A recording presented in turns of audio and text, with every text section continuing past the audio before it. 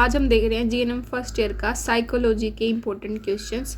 ये only 15 question है, ठीक है, सिलेबस के अंदर से लिए गए हैं। पहला क्वेश्चन है definition of psychology and importance in nursing. तो सबसे पहला क्वेश्चन है definition of psychology and importance in nursing. तो हमें साइकोलॉजी की डेफिनेशन पता होना चाहिए और नर्सिंग में इसकी क्या इंपॉर्टेंस है इसके बारे में हमें पता होना चाहिए। सेकंड है id, ego and super ego. ये तीनों क्या होता है, इसकी डेफिनेशन क्या होती है, इनके बारे में हमें पता होना चाहिए। सेकंड है कॉन्शियस और प्री कॉन्शियस के बारे में हमें पता होना चाहिए। कॉन्शियस स्टेट कौन सी स्टेट होती है, प्री कॉन्शियस स्टेट कौन सी स्टेट होती है, ठीक है। थर्ड है basic human needs. Basic human needs कौन कौन सी हैं इसके बारे में हमें पता होना चाहिए, ठीक है। मैस्लो हायरार्की ऑफ नीड जो है वो भी हमें आना चाहिए।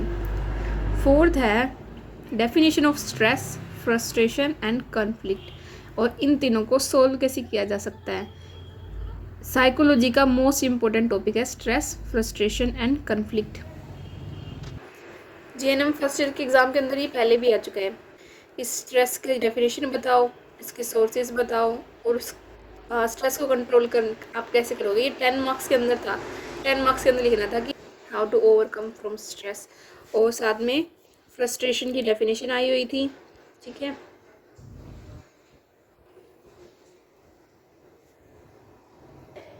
तो स्ट्रेस, फ्रस्ट्रेशन और कॉन्फ्लिक्ट का टॉपिक कम्प्लीटली बिल्कुल अच्छे से तैयार कर लेना, अच्छे से पढ़ लेना, ठीक है। उसके बाद है डिफेंस मैकेनिज्म। जब भी आप साइकोलॉजी या साइकेट्रिक नर्सिंग पढ़ोगे ना तो आपको डिफेंस मैकेनिज्म बिल्कुल आना चाहिए। डिफेंस मैकेनिज्म के सारे टाइप और डिफेंस मैकेनिज्म हम क्यों यूज़ करते हैं और एक हेल्दी पीपल कौन कौन से डिफेंस मैकेनिज्म यूज़ करते हैं इसके बारे में भी हमें पता होना चाहिए, ठीक है। ये भी एग्ज़ाम के अंदर आ चुका है। इसके अंदर था 5 मार्क्स के अंदर डिफेंस मैकेनिज्म के बारे में एक शॉर्ट नोट लिखना था। इसके बाद 6th टॉपिक है learning, law of learning, types, factor affecting learning, ठीक है। तो फिर लर्निंग की डेफिनेशन, उसके लॉ, उसके टाइप और फैक्टर अफेक्टिंग लर्निंग हमको ये टॉपिक बिल्कुल अच्छी तरह से क्लियर होना चाहिए। बहुत ही इंपॉर्टेंट टॉपिक है, मोस्ट इंपॉर्टेंट टॉपिक है। इस पेपर के अंदर भी आया हुआ है फैक्टर अफेक्टिंग लर्निंग, और 5th क्वेश्चन के अंदर लर्निंग की डेफिनेशन लिखनी है, ठीक है। तो बहुत इंपॉर्टेंट टॉपिक है, इसको लर्न कर लेना अच्छे से, ये टॉपिक क्लियर कर लेना अच्छे से। इसके बाद है इंटेलिजेंस। इंटेलिजेंस की डेफिनेशन, नेचर और असेसमेंट ऑफ इंटेलिजेंस। इसकी हमें पता होना चाहिए, इसकी डेफिनेशन क्या है, नेचर क्या है, असेसमेंट क्या है, ठीक है। आईक्यू लेवल का जो टेबल होता है वो भी हमें पता होना चाहिए, और आईक्यू लेवल निकालते कैसे उसका फॉर्मूला भी हमें आना चाहिए। ऑलरेडी जो प्रीवियस ईयर क्वेश्चन है उसके अंदर इंटेलिजेंस टॉपिक की जो डेफिनेशन है वो आ चुकी है। नेक्स्ट टॉपिक है भी वेरियस एज ग्रुप्स है ना, उनके बारे में, उनकी कैरेक्टरिस्टिक्स के बारे में हमें पता होना चाहिए, ठीक है। ये मिस हम कर चुके हैं, ये मिस हो गया। 8th topic personality. पर्सनैलिटी क्या होती है, पर्सनैलिटी की डेफिनेशन प्लस पर्सनैलिटी का मीनिंग, ये हमें पता होना चाहिए। डेफिनेशन, पर्सनैलिटी के टाइप्स, पर्सनैलिटी का मीनिंग और पर्सनैलिटी का नेचर। बहुत ही इंपॉर्टेंट टॉपिक है, इसको क्लियरली बिल्कुल अच्छी तरह से पढ़ लेना। प्रीवियस ईयर क्वेश्चन पेपर के अंदर ये क्वेश्चन भी आ चुका है, टाइप्स ऑफ पर्सनैलिटी के बारे में बताओ, ठीक है। नेक्स्ट है 10 टॉपिक है एटीट्यूड, हैबिट, डेफिनेशन। जो एटीट्यूड वाला टॉपिक है ना ये हमें अच्छी तरह से क्लियर होना चाहिए, और हैबिट इन दोनों की डेफिनेशन हमें अच्छी तरीके से पता होना चाहिए।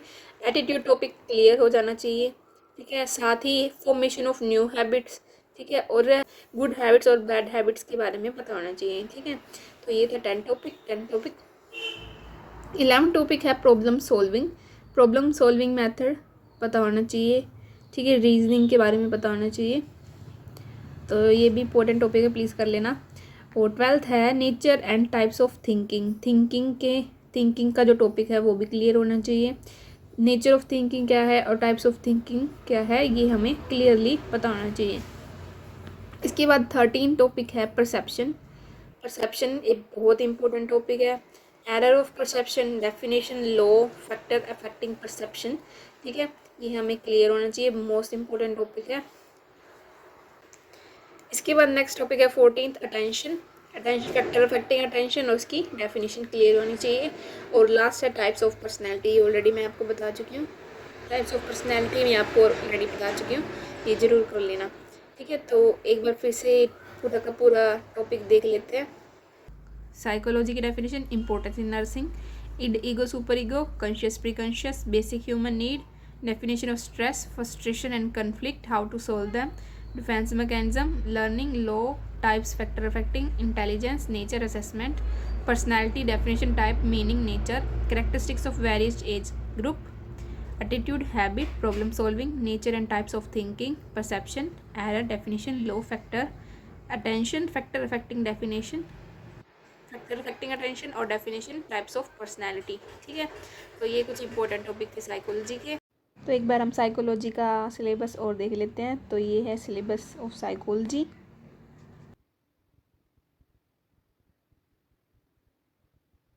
वीडियो के एंड में मैं आपको बता दूं, अगर आपको इन सभी टॉपिक पे वीडियो चाहिए तो प्लीज़ आप मेरे इस यूट्यूब चैनल पे जाइए और प्लेलिस्ट वाले ऑप्शन के ऊपर क्लिक कीजिए। प्लेलिस्ट में सबसे एंड में आपको साइकोलॉजी की एक प्लेलिस्ट मिल जाएगी, उसके ऊपर क्लिक कर दीजिएगा। ठीक है, और उसके बाद जो भी इंपॉर्टेंट टॉपिक्स है उस पर ऑलरेडी वीडियो अपलोडेड है, प्लीज़ देख लीजिए। और अगर आपको लगता है कोई वीडियो ऑलरेडी अपलोडेड नहीं है तो प्लीज़ कमेंट कर दीजिए।